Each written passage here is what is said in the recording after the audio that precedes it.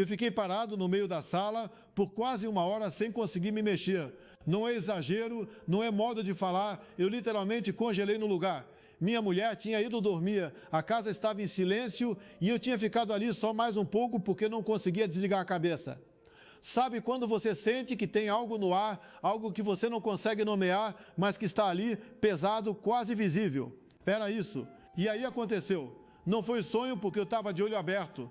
Não foi imaginação porque o que eu vi e senti foi mais real que essa parede na minha frente agora. Foi como se alguém tivesse puxado uma cortina que sempre esteve ali, mas que eu nunca tinha percebido. E do outro lado tinha uma guerra acontecendo. Uma guerra sem tanque, sem bomba, sem soldado de farda. Mas uma guerra de verdade. E o Brasil, a nossa terra, estava bem no meio do campo de batalha. Eu preciso te contar isso agora porque não dá mais para guardar. Não é teoria da internet, não é conversa de grupo de mensagem, não é paranoide de quem fica vendo notícia demais. É algo que eu acabei de presenciar e que ainda está me deixando com as mãos frias. E eu sei que isso não é só para mim. Eu sei que você que está me ouvindo agora, especialmente você que carrega nas costas a preocupação com a família, com os filhos, com os netos, com o rumo que esse país está tomando. Você precisa ouvir isso até o final. Porque no fim eu vou te dizer qual é o sinal que você precisa começar a vigiar dentro da tua própria casa. E esse sinal vai te mostrar se você está preparado ou não para o que vem.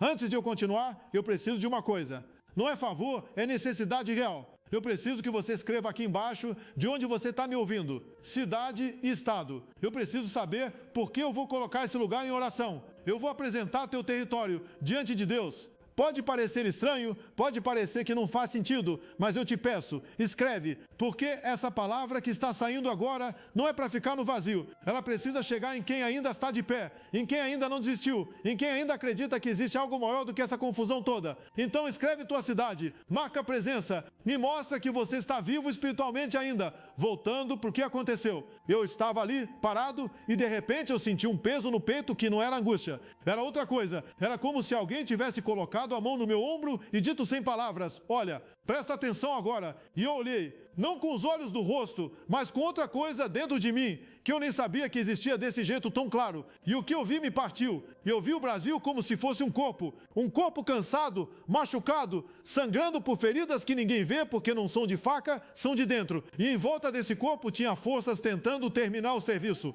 Não era fantasma, não era demônio de chifre como desenho de criança. Era influência, era mentira organizada, era desgaste programado, era destruição da esperança sendo feita aos poucos, com paciência, com método. E aí eu vi, não foi voz que sai de garganta, foi direto no centro de quem eu sou. E o que eu ouvi foi isso, filho, escuta o que eu vou te dizer agora. Essa guerra não é de agora, ela já dura tempo, mas agora ela entrou numa fase nova. Agora ela não ataca mais só por fora, agora ela entrou nas casas, agora ela está dentro das famílias, agora ela está na cabeça dos mais novos. E o alvo principal é destruir a última geração que ainda sabe o que é certo e o que é errado. A última geração que ainda carrega vergonha na cara quando erra. A última geração que ainda dobra joelho. Essa geração está sendo cercada. E se ela cair, o que vem depois não vai ter defesa nenhuma. Quando eu vi isso, meus joelhos fraquejaram. Eu tive que sentar no chão mesmo, porque eu senti na pele o que aquilo significava. Eu pensei nos meus filhos, eu pensei nos filhos dos meus vizinhos, eu pensei na quantidade de veneno que entra pelo celular todo dia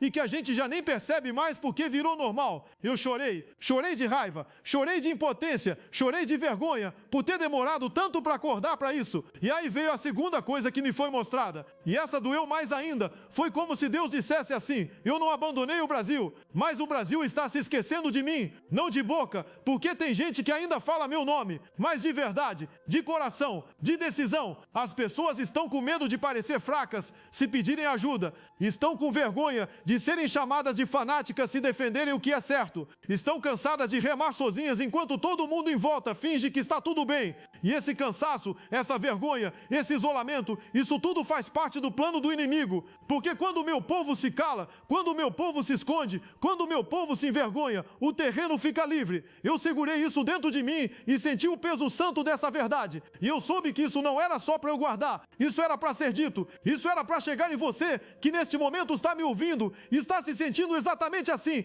cansado, sozinho, com vergonha de falar o que pensa porque vão te chamar de atrasado, de intolerante, delirante, de louco. Isso é para você. Essa mensagem chegou até você porque Deus não esqueceu de você. Ele sabe teu nome, Ele sabe teu endereço, Ele sabe o peso que você carrega e Ele mandou te dizer que você não está sozinho. A terceira revelação veio em forma de imagem. Eu vi portas, milhares de portas, e cada porta era uma casa no Brasil. E eu vi que em muitas dessas casas a porta estava aberta, mas não porque as pessoas tinham escolhido abrir. Estava aberta porque elas tinham cansado de vigiar. Tinha entrado tanta coisa ruim disfarçada de progresso, de liberdade, de modernidade, que as pessoas tinham perdido o critério. E por essas portas estava entrando destruição de família, destruição de respeito, destruição de limite, destruição de fé. E a maioria das pessoas nem percebendo, porque a destruição vinha com cara de inclusão, com cara de amor, com cara de tolerância, mas por trás da máscara era morte. E aí eu escutei de novo: quem ainda tem olho para ver, esse precisa começar a fechar a porta, não com violência, não com ódio, mas com firmeza, com clareza. Essa casa é minha, essa família é minha, aqui não entra mentira, aqui não entra confusão, aqui a gente serve ao que é certo. E quando eu ouvi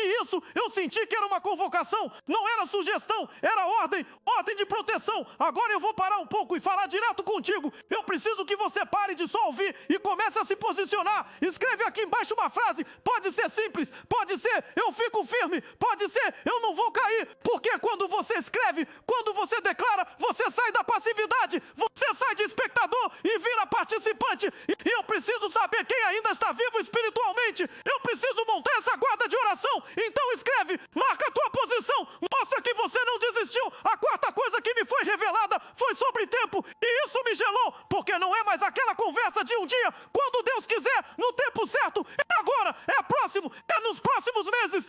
Foi como se Deus dissesse: ó, presta atenção, daqui pra frente as coisas vão começar a acelerar. O que estava escondido vai aparecer, o que estava disfarçado vai mostrar a cara. E muita gente que parecia forte vai cair porque construi em cima de areia. Mas quem construi em cima de rocha, quem construi em cima de mim, esse vai ficar de pé, esse vai atravessar. Eu senti urgência como nunca senti antes. E urgência não é desespero, urgência é sabedoria.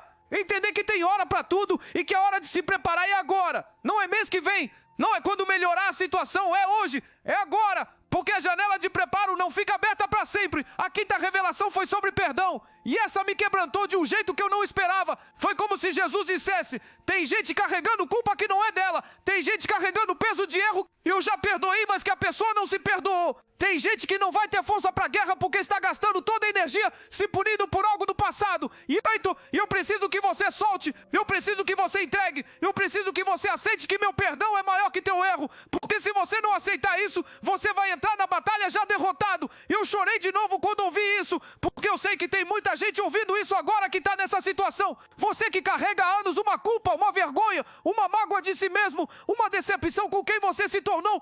Isso é para você. Deus está dizendo que você pode soltar, que você pode entregar, que você pode recomeçar, que a guerra que vem não é para quem é perfeito, é para quem é perdoado. E você já está perdoado, só precisa aceitar. A sexta coisa que me foi mostrada foi sobre os mais novos, e essa é que mais dói, porque eu vi uma geração inteira sendo atacada de um jeito que nenhuma outra foi.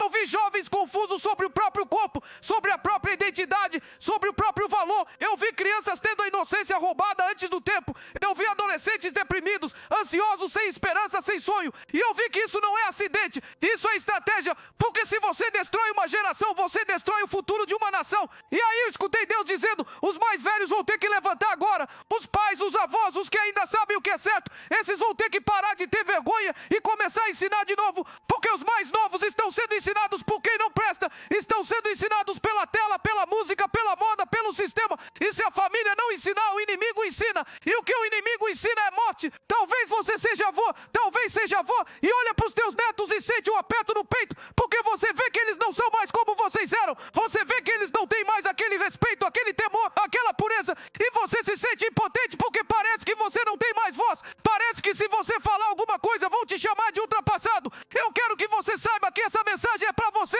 Deus não te tirou do jogo, sua voz ainda tem peso, sua oração ainda tem poder, sua presença ainda faz diferença, e você vai ser chamado nos próximos tempos a se posicionar, a falar o que precisa ser falado, a proteger quem precisa ser protegido, e você não vai estar sozinho. A sétima revelação foi sobre o papel do Brasil, e isso me encheu de uma tristeza misturada com esperança. O Brasil foi escolhido para ser uma terra de refúgio espiritual, uma terra onde ainda existe fé simples, fé de pobre, fé de quem